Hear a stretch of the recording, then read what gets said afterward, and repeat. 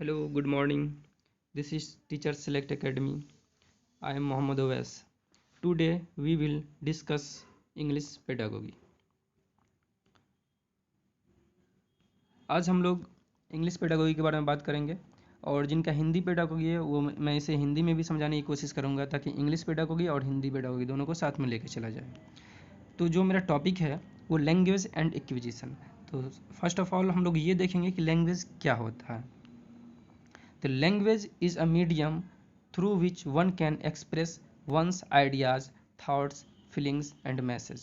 Language क्या है? एक मीडियम है, एक जरिया है, एक माध्यम है जिसके थ्रू कोई भी इंसान क्या अपने आइडियाज़ को, अपने थॉट्स को या फीलिंग्स को या मैसेज को दूसरों तक पहुंचाता है या फिर बताता है। तो लैंग्वेज ये आसान भाषा में हम ये कह सकते हैं कि जिस जरिए से, जिस माध्यम से हम अपने विचार को, अपने थॉट्स को, अपने फीलिंग्स को या फिर कोई मैसेज है इसको जो दूसरे तक हम पहुंचाते हैं वो जो जरिया है वही हमारा लैंग्वेज है।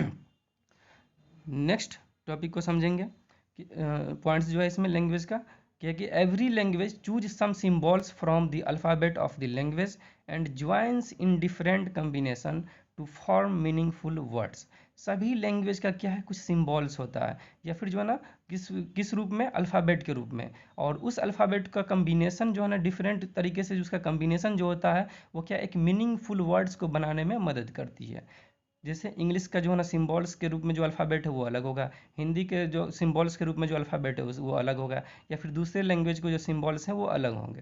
तो इन सारे लैंग्वेज के जो सिम्बॉल्स हैं, जो अल्फ़ाबेट्स हैं, उसको जब हम क्या डिफरेंट तरीके से कंबाइन करते हैं उसको जिससे कि ये क्या है एक अर्थपूर्ण वाक्य, मीनिंगफुल वर्ड्स जो है बन सके।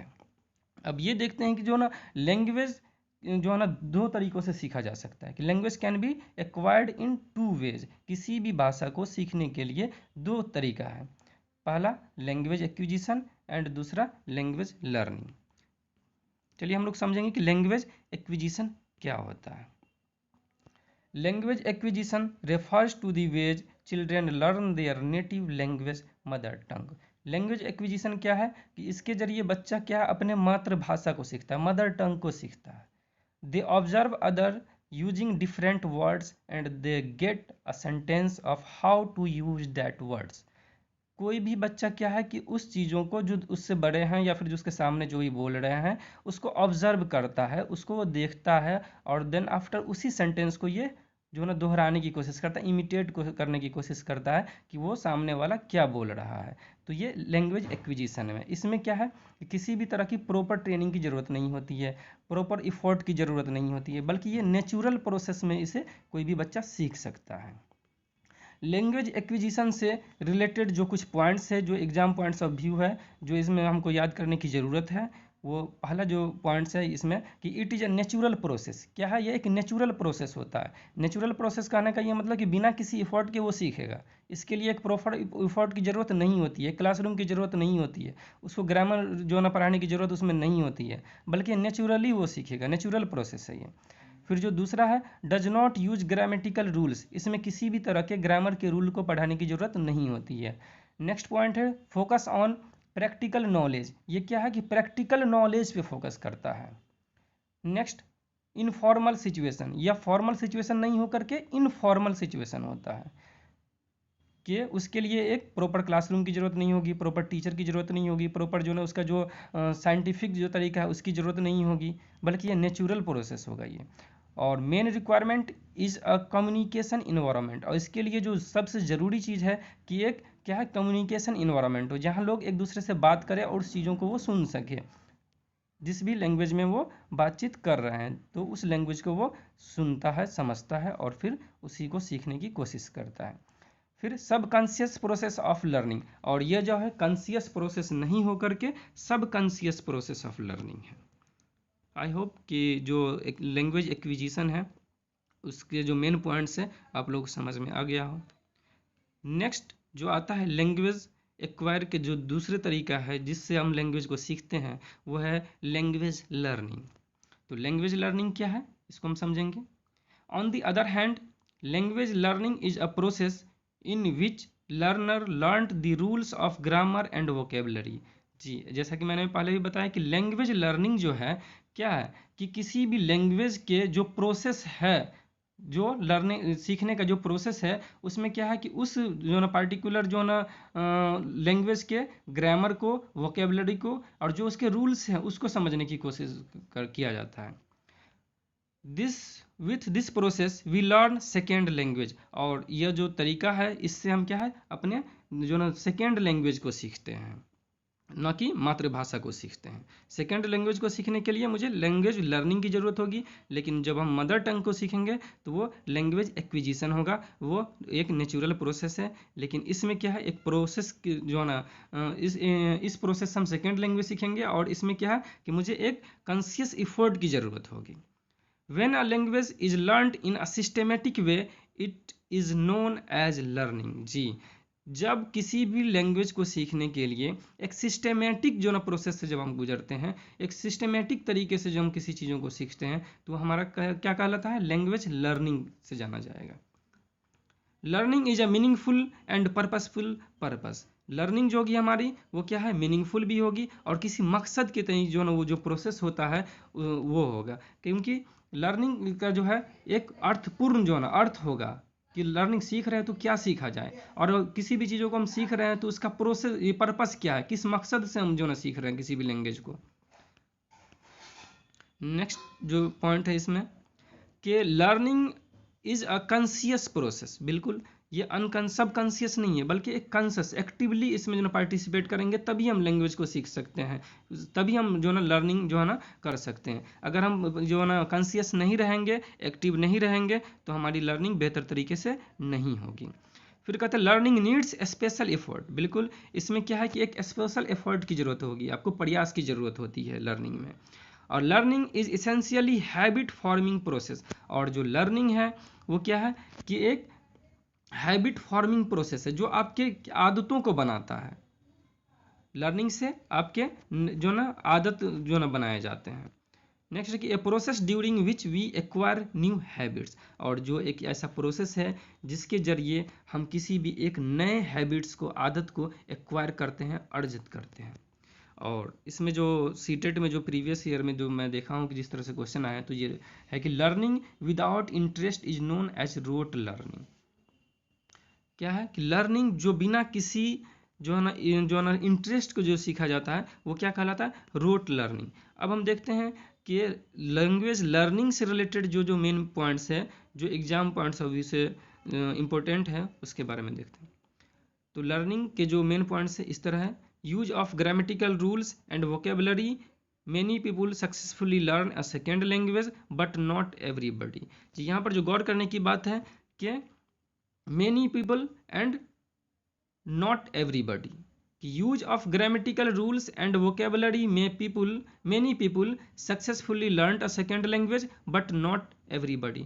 क्या है कि कुछ लोग जो है ग्रामेटिकल रूल्स, किसी भी लैंग्वेज के वोकेबलरी को, ग्रामेटिकल रूल्स को सीख लेते हैं, लेकिन सभी लोग नहीं सीखते हैं। यहाँ कहने का मतलब ये है कि जो एक्टिवली पार्टिसिपेट करेगा उसमें, जो कॉन्शियस प्रोसेस से उसमें शामिल होगा, या फिर जो ना एक प्रॉपर इफोर्ट जो ना करेगा, वो जो एक उसका जो प्रयास रहेगा वो एक्टिवली जो ना वो इस चीज़ों को करेगा, तभी उस चीज़ों को वो सीख सकता है, किसी भी लैंग्वेज को। लेकिन तो इसमें क्या है कि सभी, कुछ लोग, कई लोग तो सीख लेते हैं, लेकिन सभी लोग नहीं सीख सकते, नहीं सीखते हैं, क्योंकि जो एक्टिवली उसमें पार्टिसिपेट नहीं करते हैं वो नहीं सीखेंगे। लेकिन यहीं पर जब लैंग्वेज एक्विजिशन की बात करते हैं, भाषा के अर्जन की बात करते हैं, तो वो नेचुरल प्रोसेस था, उसमें किसी भी प्रॉपर इफोर्ट की ज़रूरत नहीं थी। तो उसमें सभी लोग अब जो ना मातृभाषा को, जो मदर टंग है, उसको वो सीख सकते हैं। लेकिन जो है ना सभी लोग क्या है, किसी सेकेंड लैंग्वेज को सही तरीके से या फिर जो कि एकदम बेहतर तरीके से नहीं सीख सकते। Next point, this process requires conscious effort. मैं पहले ही बता चुका हूँ कि यह जो प्रोसेस है वो कॉन्शियस एफर्ट की ज़रूरत होती है इसमें। अब बात करते हैं एम्स ऑफ लैंग्वेज टीचिंग। अगर लैंग्वेज टीचिंग की बात करते हैं कि आखिर लैंग्वेज टीचिंग क्यों ज़रूरी है, इसके क्या मकसद है, क्या उद्देश्य है, आखिर सीटेट में जो ये दिया गया है कि लैंग्वेज जो ना टीचिंग का, तो आखिर क्यों, तो समझते हैं उस चीज़ों को कि एबिलिटी। जब हम लैंग्वेज टीचिंग की बात करते हैं, जो इसका मकसद है, एम्स है, तो क्या है कि ability to understand the speaker's language, यानी कि कोई भी इंसान जो बोल रहे हैं, जो वक्ता है वो बोल रहे हैं, उसके वो क्या बोल रहा है उस चीज़ों को समझने की एबिलिटी आपके अंदर आ जाए, आपके अंदर वो काबिलियत आ जाए कि सामने वाला क्या बोल रहा है उस चीज़ों को आप समझ सकें। नेक्स्ट है ability to read along with understanding, किसी भी चीज़ को जो लिखा हुआ है उसको आप एक अंडरस्टैंडिंग समझ के साथ उसको पढ़ सकें और उसमें क्या मैसेज है, क्या जो है ना इन्फॉर्मेशन है उस चीज़ों को गेन कर सके, आप समझ सकें। नेक्स्ट है डेवलपमेंट ऑफ क्रिएटिव स्किल, और लैंग्वेज टीचिंग के ये भी मकसद है कि आपके अंदर क्रिएटिव स्किल को डेवलप किया जा सके। Next ability to understand the scientific aspects of a language, और किसी भी लैंग्वेज के जो साइंटिफिक एस्पेक्ट्स हैं उस चीज़ों को समझने के लिए आप काबिल बन सके, उसके काबिल बन सके कि किसी भी लैंग्वेज के क्या साइंटिफिक एस्पेक्ट्स हैं उसको समझ सकें। तो ये आपके लैंग्वेज टीचिंग के एम्स में जो है ना इतने सारे पॉइंट्स हैं। अब बात करेंगे कैरेक्टरिस्टिक्स ऑफ अ लैंग्वेज, किसी भी लैंग्वेज की क्या है कि कुछ विशेषताएं होती है। तो जब हम लैंग्वेज की विशेषताओं के बारे में बात करते हैं, कैरेक्टरिस्टिक्स के बारे में बात करते हैं, तो जो पहला पॉइंट्स मैंने दिया है कि it's acts as a means of communication, यह क्या है कि कम्युनिकेशन का एक जरिया है, मीन्स है, जिसके जरिए हम क्या है कि अपनी जो ना बातों को दूसरे तक पहुंचाते हैं, फिर दूसरे की बातों को हम समझते हैं। तो यह क्या है, एक मीन्स ऑफ कम्युनिकेशन है। दूसरा कि it is symbolic and dynamic, यह क्या है, सिंबॉलिक भी है और डायनेमिक भी है। डायनेमिक कहने का क्या मतलब, यह स्टैटिक नहीं है बल्कि डायनेमिक, डायनेमिक गतिशील जिसको आप हिंदी में कहते हैं। यानी कि आज किसी भी लैंग्वेज को जितना आप बेहतर तरीके से जानते हैं और उस लैंग्वेज पे और ज़्यादा आपकी प्रैक्टिस होती है, ज़्यादा एक्सरसाइज करते हैं और ज़्यादा उस लैंग्वेज का यूज करते हैं, तो आपका क्या है, वर्ड स्टॉक बढ़ेगा, वोकेबलरी बढ़ेगा, जो भी लैंग्वेज की समझ है वो बढ़ेगी, आपके अंदर फ्लुएंसी आएगी। तो क्या है, वो डायनेमिक है। और लैंग्वेज क्या है कि एक जगह स्थित नहीं है बल्कि वो हमेशा जो ना अपने अंदर इन्हांसमेंट करते रहता है, लैंग्वेज में इन्हांसमेंट होते रहता है। नेक्स्ट है कि it is structured and unique system, यहाँ पे दो बातें, स्ट्रक्चर्ड एंड यूनिक सिस्टम। तो स्ट्रक्चर क्या है, किसी भी सेंटेंस को जो आप लिखते हैं तो क्या है कि वो अर्थपूर्ण वाक्य होना चाहिए, नहीं तो अगर उसका जो अरेंजमेंट सही नहीं होगा वर्ड्स का तो फिर क्या है कि वो स्ट्रक्चर्ड वे में नहीं होगा, सही तरीके से उसको आप तरतीबवार नहीं लगाइएगा तो क्या है वो मीनिंगफुल वर्ड्स नहीं बन पाएगा, सेंटेंस नहीं बन पाएगा। तो इसीलिए किसी भी सेंटेंस का स्ट्रक्चर्ड होता है, उस स्ट्रक्चर को मुझे फॉलो करना होता है। अब फिर कि ये एक यूनिक सिस्टम है, ये यूनिक सिस्टम के जरिए ही जो है ना किसी भी लैंग्वेज को हम मीनिंगफुल जो है ना बनाते हैं। अगर उस जो है ना यूनिक सिस्टम का इस्तेमाल हम नहीं करते हैं तो किस सेंटेंस को कैसे जो है ना बनाया जाए, किस सेंटेंस से कैसे जो है ना कौन सा मैसेज निकलेगा, ये हमको यूनिक सिस्टम ही हमको बताता है, या फिर स्ट्रक्चर्ड ही जो है ना सेंटेंस बताता है। नेक्स्ट है it is A form of social behaviour, और यह एक सोशल बिहेवियर का एक प्रकार है, फॉर्म है। It is a medium of instruction, किसी भी चीज़ों को इंस्ट्रक्ट करने के लिए क्या है, एक माध्यम है, किसी भी चीज़ों को कुछ बताते हैं, किसी को हमको इंस्ट्रक्शन देना है या फिर किसी को कुछ समझाना है, तो क्या है एक माध्यम हम किसको बनाते हैं, लैंग्वेज को बनाते हैं।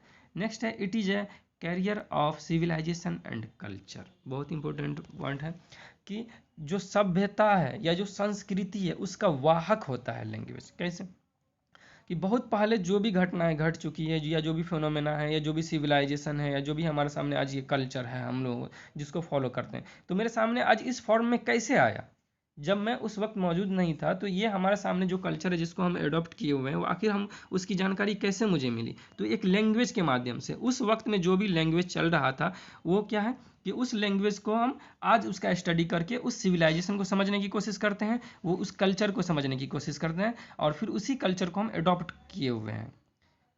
तो हम कह सकते हैं कि लैंग्वेज जो है सिविलाइजेशन और कल्चर का जो है क्या एक कैरियर है, वाहक है। Note: a language should possess the above mentioned characteristics, but cry of a child is a sign language. कहा जाता है कि जो ऊपर जो भी कैरेक्टरिस्टिक्स है, एक लैंग्वेज की तो विशेषताएं हैं ही, लेकिन बच्चा जब रोता है तो वह एक साइन लैंग्वेज होता है।